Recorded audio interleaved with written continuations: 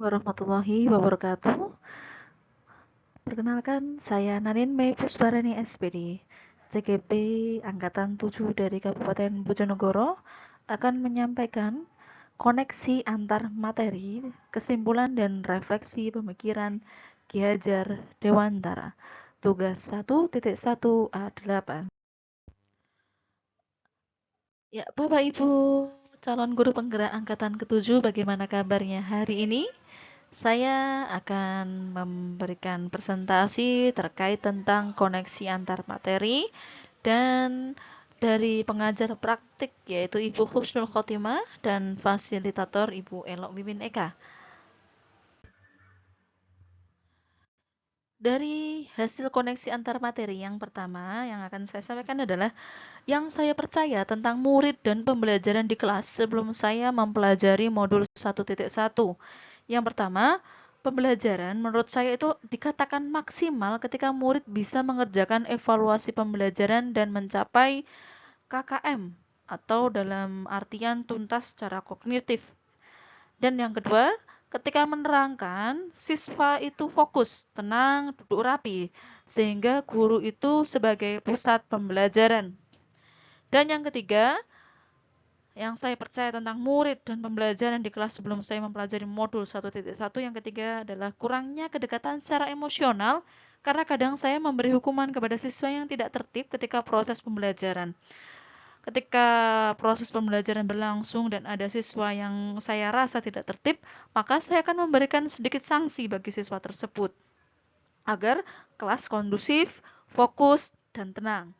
Dan yang keempat, menurut saya adalah anak yang pintar itu adalah anak yang tidak pernah remedi atau tuntas secara KKM-nya. Dan yang kedua, yang berubah dari pemikiran atau perilaku saya setelah saya mempelajari modul 1.1 yang pertama adalah pembelajaran berpusat pada anak atau student center agar anak bisa kreatif.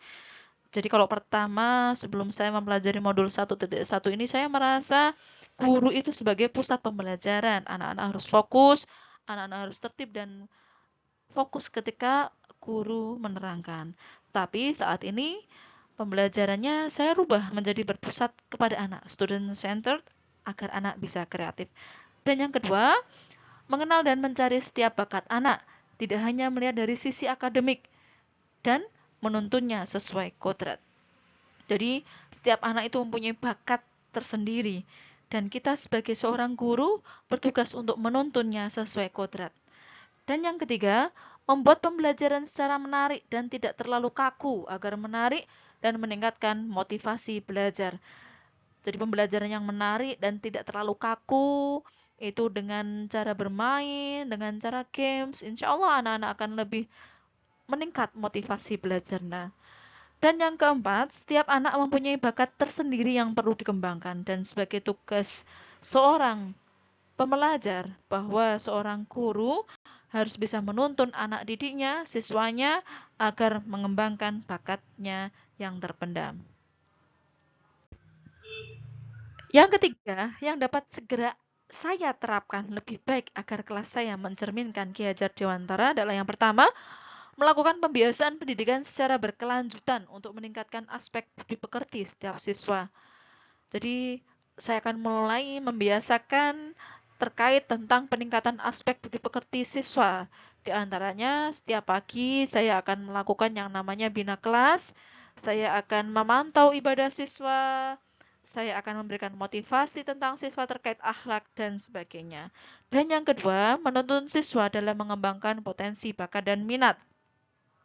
Dan yang ketiga, merancang pembelajaran yang berpusat kepada siswa dan menyenangkan. Yang keempat, menerapkan sistem Among, di mana sistem Among yaitu menuntun siswa, bukan menuntut siswa untuk menjadi lebih baik. Dan yang kelima, melakukan pembelajaran secara kodrat alam dan kodrat zaman. Pada saat ini, tentunya pembelajaran TIK sangat dibutuhkan bagi siswa-siswi kita. Dari beberapa pernyataan tersebut, saya mengutip satu kutipan dari Ki Hajar Dewantara bahwa anak-anak hidup dan tumbuh sesuai kodratnya sendiri. Pendidik hanya dapat merawat dan menuntun tumbuhnya kodrat itu. Dan yang terakhir adalah ringkasan atau refleksi dari filosofi pendidikan menurut Ki Hajar Dewantara menurut saya. Yang pertama, bahwa pendidikan dan kebudayaan. Pendidikan adalah tempat persemaian segala benih-benih kebudayaan yang hidup di dalam masyarakat kebangsaan. Dan yang kedua, kebudayaan itu dinamis, bisa berubah terus ya sesuai dengan zamannya. Tidak ada kebudayaan yang sama. Pertukaran kebudayaan harusnya menguatkan identitas masing-masing kebudayaan. Yang ketiga, guru itu menuntun. Guru menuntun segala kodrat yang ada pada anak untuk mencapai keselamatan dan kebahagiaan setinggi-tingginya atau biasa disebut dengan student well-being. Dan yang keempat, tumbuhnya cipta, karsa, dan karya. Cipta, karsa, dan karya dan budi pekerti harus dikembangkan secara seimbang sehingga anak tidak hanya sekedar pintar tetapi anak juga harus mengerti adab dan akhlak. Dan yang kelima, pendidikan yang berpihak pada anak, bahwa pendidikan harus memenuhi kebutuhan tumbuh kembang anak.